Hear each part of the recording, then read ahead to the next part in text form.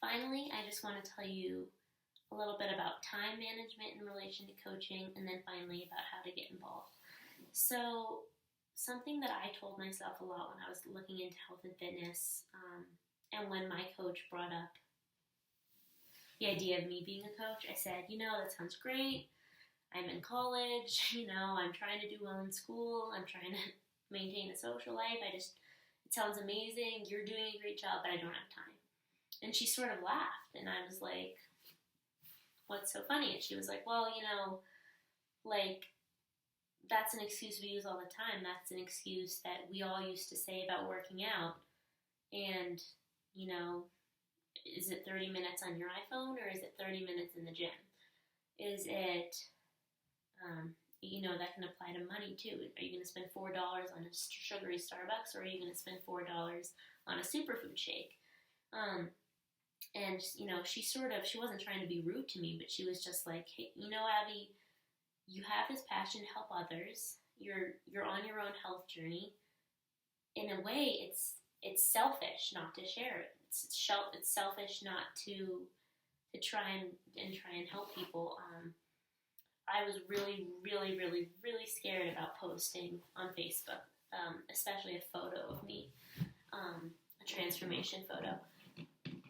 And then I was talking to that great-great-grandmother coach person I mentioned. Her name's Chelsea. She's in her early 30s. She's very successful, and she said something on one of our team calls. She said, your fear and anxiety about putting yourself out there, about sharing your story, is so much less important than someone, the old version of you, who is just waiting for someone to care enough that they can tell their story, that they can start their journey.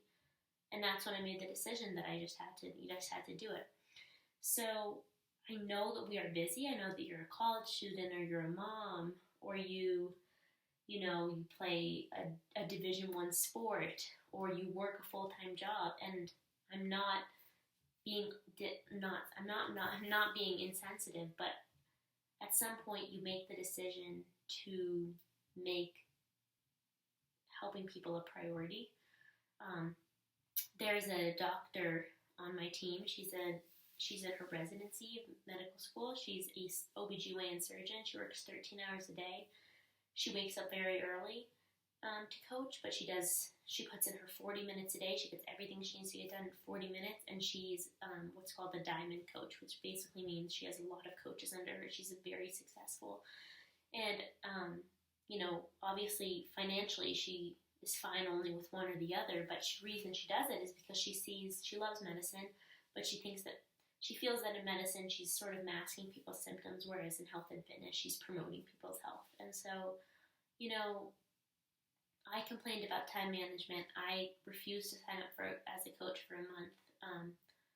And I'm sure a lot of excuses might be running through your head as to why not to do this, but at some point you need to just put other people before yourself and realize that time, in the big scheme of things, you can make it work. If you want to make it work, if you want to change people's lives, you will find the time for it. If a 13-hour-a-day surgeon can find the time, I think a college student can find the time. It might mean 30 minutes less Netflix, but, and it's not putting your grades after other things. Like I said, if I have a big essay due tomorrow, I'm not going to spend 30 minutes on my computer editing a photo to post. Of course not. I'm going to do my essay, but time is not really an excuse, and if you're passionate about it, you'll make it work. The other thing I want to talk to you about now is, if you're interested, sort of the details of signing up and what that would be. So, if you want to become a coach, there's a $40 sign-up fee. But if you buy a challenge pack, which again means you're buying a fitness program that you're interested in trying, and the superfood shake, the fee is waived. And you might be thinking, well, okay, the fee's waived, but I'm still paying for something. Of course, that's true, but the challenge pack is a one-time thing. You're buying Insanity, you'll have it for life. That's not a recurring fee. So it's the cheapest time that you'll ever get to purchase one of these programs if you sign up as a coach, because you're getting the coach discount and the fee is waived. Being a coach is $15 a month, and that money goes towards all the advertising, and it goes towards your website. So, you're not paying. They give you a website to use to build on and to advertise from and stuff. So that's what that's going for.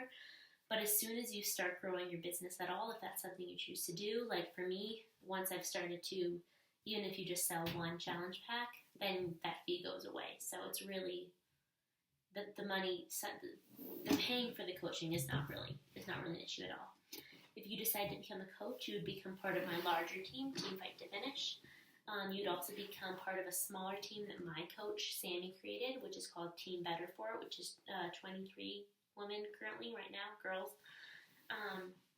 And eventually, hopefully, my own team. And then eventually, hopefully, your own team. So that's what becoming a coach right now would entail. You don't have to buy a program if my sister is playing a Division I sport and is interested in becoming a coach. She wouldn't get a program because she has a set workout plan. She would just pay the fees and start learning how to work the business a little bit. Like I said, you don't need to sell anything. You can sell things that you haven't done before because it's not like a sleazy business. It's learning about the different programs, which I said you do in your free school, and then finding the right program for the right person, or just free advice, free stuff, conversations, building relationships. That's what it's about. So I hope that this was interesting to you.